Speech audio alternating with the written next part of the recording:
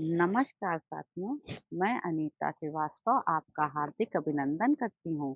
हनुमान जी का सुग्रीव के अभिषेक के लिए श्री रामचंद्र जी से किष्किंधा में पधारने की प्रार्थना, श्री राम का पुरी में न जाकर केवल अनुमति देना, तत्पश्चात सुग्रीव और अंगद का अभिषेक। तदंतर वानर सेना के प्रधान प्रधान वीर भीगे वस्त्र वाले शोक संतप्त सुग्रीव को चारों ओर से घेर कर उन्हें साथ लिए अनायास ही महान कर्म करने वाले महाबाहु श्री राम की सेवा में उपस्थित हुए। श्री राम के पास आकर वे सभी वानर उनके सामने हाथ जोड़कर खड़े हो गए, जैसे ब्रह्मा जी के सम्मुख महर्षि गण खड़े रहते हैं।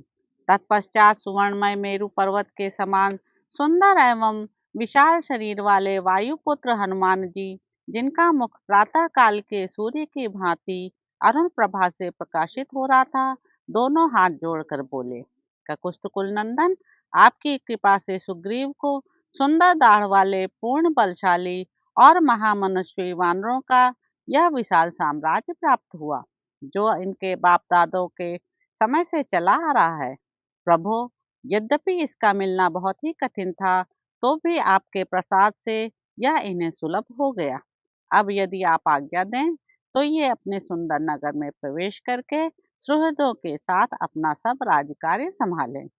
ये शास्त्र विधि के अनुसार नाना प्रकार के सुगंधित पदार्थों और औषधियों सहित जल से राज्य पर अभिषिक्त होकर मालाओं तथा रत्नों द्वारा आपकी विशेष पूजा करेंगे। अतः आप इस रमणीय पर्वत गुफा किष्किंधा में पधारने की कृपा करें और इन्हें इस राज्य का स्वामी बनाकर वानरों का हर्ष बढ़ावें। हनुमान जी के ऐसा कहने पर शत्रु वीरों का संहार करने वाले तथा बातचीत में कुशल बुद्धिमान श्री रघुनाथ जी ने उन्हें यूं उत्तर दिया, हनुमान सौम्य, मैं पिता की आज्ञा का पालन कर रहा हूँ, अतः 14 वर्षों के पूर्ण होने तक किसी ग्राम या नगर में प्रवेश नहीं करूंगा। वानर श्रेष्ठ वीर सुग्रीव इस समृद्धिशालिनी दिव्य गुफा में प्रवेश करें और शीघ्र ही इनका विधि पूर्वक राज्याभिषेक कर दिया जाए। हनुमान से ऐसा कहकर श्री रामचंद्र जी सुग्रीव से बोले, मित्र, तुम लौकिक और शास्त्रीय सभी व्यवहार जानते हो। कुमार अंगद सदाचार संपन्न तथा महान बल पराक्रम से परिपूर्ण हैं। इनमें वीरता कूट कूट कर भरी है, अतः तुम इनको भी युवराज के पद पर अभिषिक्त करो। ये तुम्हारे बड़े भाई के ज्येष्ठ पुत्र हैं, पराक्रम में भी उन्हीं के समान है तथा इनका हृदय उदार है, अतः अंगद युवराज पद के सर्वथा अधिकारी हैं। सौम्य, वर्षा कहलाने वाले 4 मास या चौमासे आ गए। इनमें पहला मास यह श्रावण, जो जल की प्राप्ति कराने वाला है, आरंभ हो गया। सौम्य, यह किसी पर चढ़ाई करने का समय नहीं है, इसलिए तुम अपनी सुंदर नगरी में जाओ। मैं लक्ष्मण के साथ इस पर्वत पर निवास करूंगा। सौम्य सुग्रीव, यह पर्वतीय गुफा बड़ी रमणीय और विशाल है। इसमें आवश्यकता के अनुरूप हवा भी मिल जाती है। यहाँ पर्याप्त जल भी सुलभ है और कमल तथा उत्पल भी बहुत हैं। सखे, कार्तिक आने पर तुम रावण के वध के लिए प्रयत्न करना, यही हम लोगों का निश्चय रहा। अब तुम अपने महल में प्रवेश करो और राज्य पर अभिषिक्त होकर सुहृदों को आनंदित करो। श्री रामचंद्र जी की यह आज्ञा पाकर वानर से सुग्रीव उस रमणीय किष्किंधापुरी में गए, जिसकी रक्षा बाली ने की थी। उस समय गुफा में प्रविष्ट हुए उन वानर राज को चारों ओर से घेर कर हजारों वानर उनके साथी गुहा में घुसे। वानर राज को देखकर प्रजा आदि समस्त प्रकृतियों ने एकाग्रचित हो पृथ्वी पर माथा टेक कर उन्हें प्रणाम किया। महाबली पराक्रमी सुग्रीव ने उन सबको उठने की आज्ञा दी और उन सबसे बातचीत करके वे भाई के सौम्य अंतापुर में प्रविष्ट हुए। भयंकर पराक्रम प्रकट करने वाले वानर शेष सुग्रीव को अंतापुर में आया देख उनके सुहृदों ने उनका उसी प्रकार अभिषेक किया, जैसे देवताओं ने सहस्त्र नेत्रधारी इंद्र का किया था।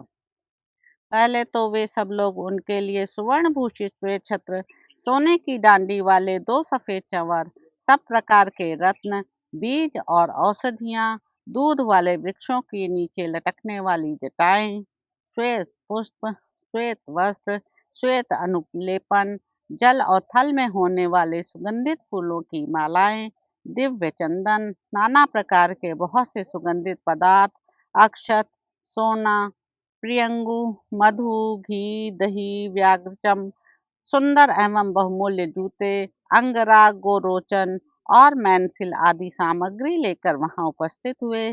साथ ही हर्ष से भरी हुई 16 सुंदरी कन्याएं भी सुग्रीव के पास आईं।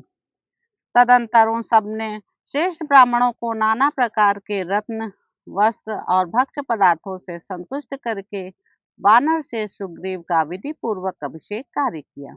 मंत्रवेत्ता पुरुषों ने वेदी पर अग्नि की स्थापना करके उसे प्रज्वलित किया और अग्नि वेदी के चारों ओर कुश बिछाए। फिर अग्नि का संस्कार करके मंत्रपूत हविष्य के द्वारा प्रज्वलित अग्नि में आहुति दी।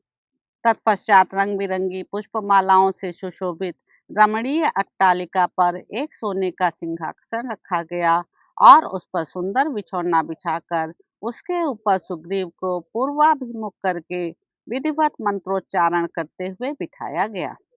इसके बाद श्रेष्ठ वानरों ने नदियों, नदों, संपूर्ण दिशाओं के तीर्थों और समस्त समुद्रों से लाए हुए निर्मल जल को एकत्र करके उसे सोने के कलशों में रखा। फिर गज, गवाक्ष, गवय, शरभ, गंधमादन, मैंद, द्विविद, हनुमान और जामवान ने महर्षियों की बताई हुई शास्त्रोक्त विधि के अनुसार सुवर्णमय कलशों में रखे हुए स्वच्छ और सुगंधित जल से सांड के सींगों द्वारा सुग्रीव का उसी प्रकार अभिषेक किया जैसे वसुओं ने इंद्र का अभिषेक किया था। सुग्रीव का अभिषेक हो जाने पर वहां लाखों की संख्या में एकत्र हुए समस्त महामनुष्य श्रेष्ठ वानर हर्ष से भरकर जय घोष करने लगे। श्री रामचंद्र जी की आज्ञा का पालन करते हुए वानर राज सुग्रीव ने अंगद को हृदय से लगाकर उन्हें भी युवराज के पद पर अभिषिक्त कर दिया। अंगद का अभिषेक हो जाने पर महामनस्वी दयालु वानर साधु साधु कहकर सुग्रीव की सराहना करने लगे। इस प्रकार अभिषेक होकर किष्किंधा में सुग्रीव और अंगद के विराजमान होने पर समस्त वानर परम प्रसन्न हो महात्मा श्री राम और लक्ष्मण की बारंबार स्तुति करने लगे। उस समय पर्वत की गुफा में बसी हुई किष्किंधापुरी हृष्ट पुष्ट प्रवासियों से व्याप्त तथा ध्वजा पताकाओं से सुशोभित होने के कारण बड़ी रमणीय प्रतीत होती थी। वानर सेना के स्वामी पराक्रमी सुग्रीव ने महात्मा श्री रामचंद्र जी के पास जाकर अपने महाभिषेक का समाचार निवेदन किया और अपनी पत्नी रूमा को पाकर उन्होंने उसी प्रकार वानरों का साम्राज्य प्राप्त किया जैसे देवराज इंद्र ने त्रिलोकी का। तो इस प्रकार साथियों किष्किंधा कांड में निहित 26वां सर्ग यहाँ पर समाप्त होता है। इसके अगले अंक में आप जानेंगे कि प्रश्रवणगिरी पर श्री राम और लक्ष्मण की परस्पर बातचीत। तो अब आपसे अगले अंक में मुलाकात होगी। मेरे YouTube चैनल संवाद विद अनीता को लाइक करें, शेयर करें, सब्सक्राइब करें। धन्यवाद।